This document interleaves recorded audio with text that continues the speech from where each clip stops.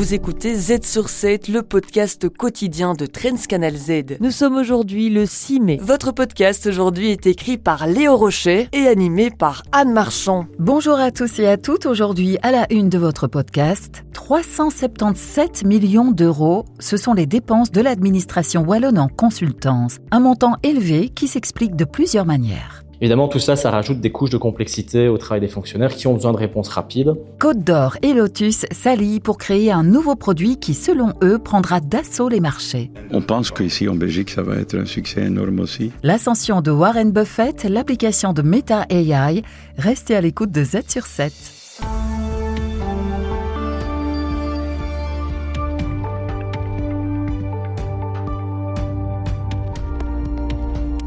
Z sur 7 à la une.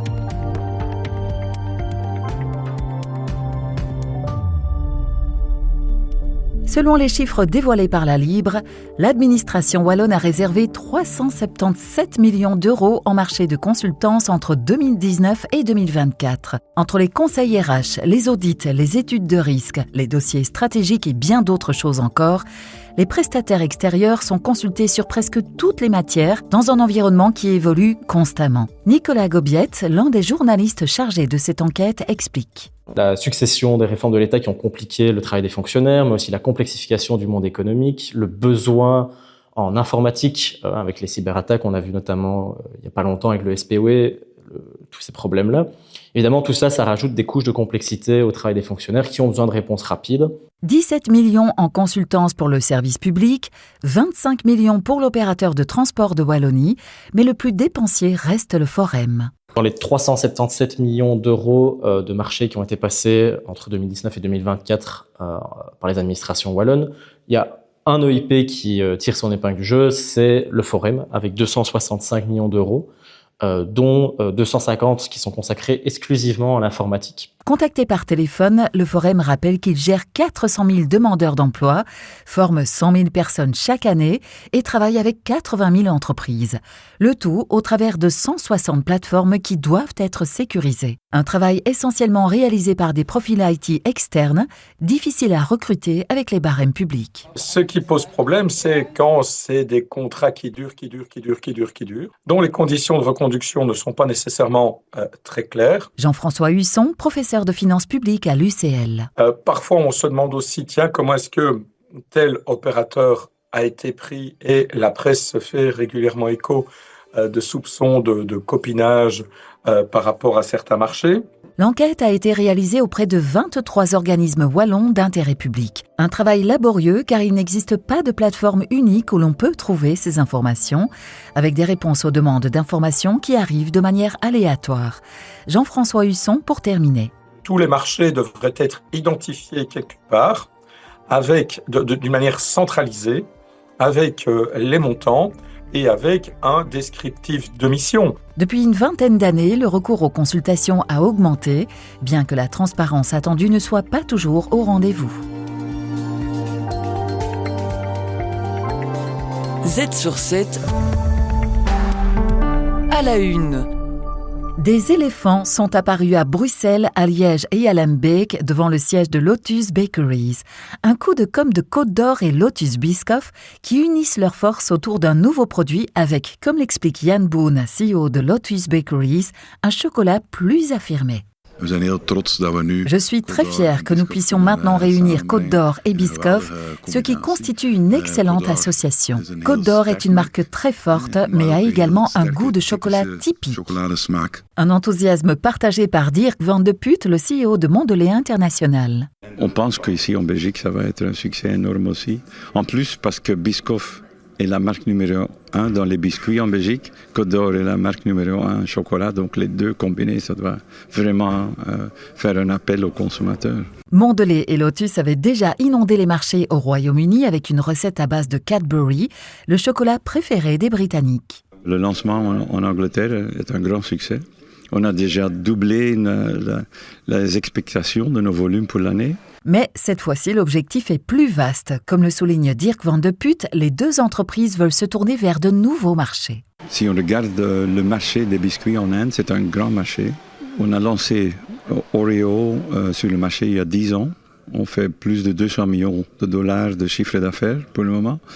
Et donc, on a les mêmes ambitions pour Biscoff. Donc, pour moi, dans les premières 5 années, on doit arriver à 100 millions de chiffre d'affaires. Et ce n'est qu'un début. Les deux partenaires ont d'ores et déjà annoncé de nouvelles coopérations pour les 5 prochaines années. Le mot de la fin pour Lotus avec son CEO Jan Boon. Nous avons le luxe de pouvoir choisir un acteur mondial qui nous emmènera sur tous nos marchés clés, qui va également apporter la notoriété de la marque et qui va également faire découvrir la saveur Biscoff aux consommateurs.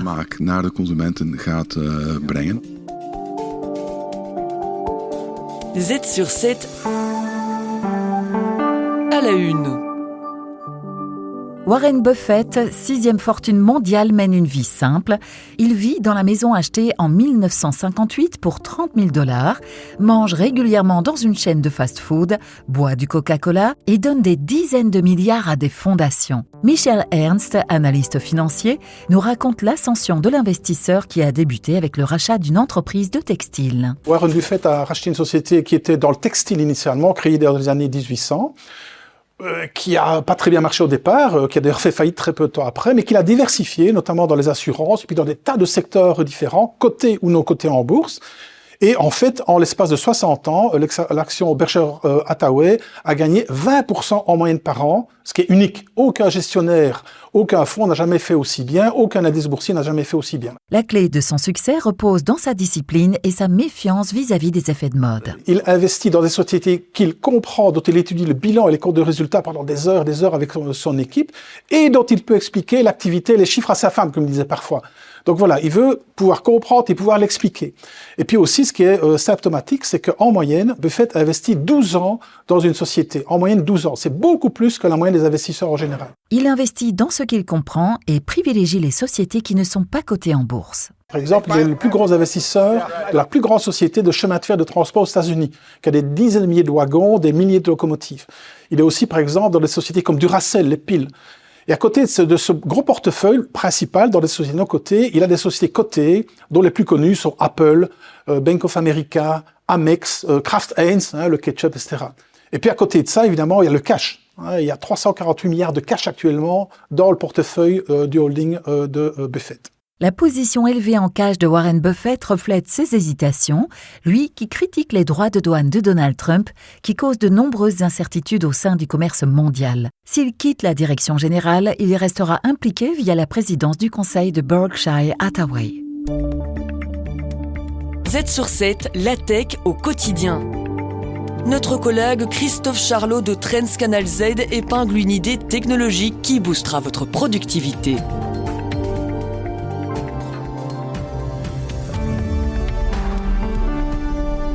Comme chaque semaine, Christophe Charlot vient nous présenter un outil ou une nouveauté qui va vous rendre des services et potentiellement vous faire gagner du temps. Aujourd'hui, focus sur Meta AI, le nouvel assistant intelligent lancé par le groupe Meta, un concurrent direct de ChatGPT, Gemini ou Claude, avec quelques atouts bien à lui. Alors pour commencer, pourquoi Meta décide de lancer une application AI maintenant ?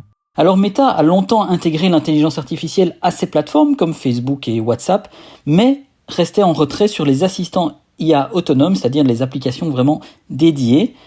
Ici, avec le lancement officiel de Meta AI, c'est un changement de cap stratégique. Le groupe veut désormais se positionner comme un acteur à part entière de l'IA générative, au même titre qu'un OpenAI avec son ChatGPT ou Google. Ce lancement s'appuie sur Llama 4, son nouveau modèle, plus performant dans le traitement des textes, des images et même des vidéos. Pour Meta, c'est aussi une façon de se diversifier, de diversifier ses usages face à la baisse d'attractivité quand même de ces réseaux sociaux, notamment Facebook, on le sait. Et concrètement, comment peut-on l'utiliser ? L'utilisation est très simple en fait. Meta AI est accessible via une application dédiée que vous pouvez télécharger sur votre store d'applications. Donc sans devoir passer par Facebook ou Instagram ou WhatsApp, on peut lui parler, on peut lui écrire comme un ChatGPT, mais donc aussi lui poser des questions oralement sans même attendre qu'il ait fini de répondre grâce au mode full duplex. L'échange devient donc beaucoup plus naturel, presque téléphonique.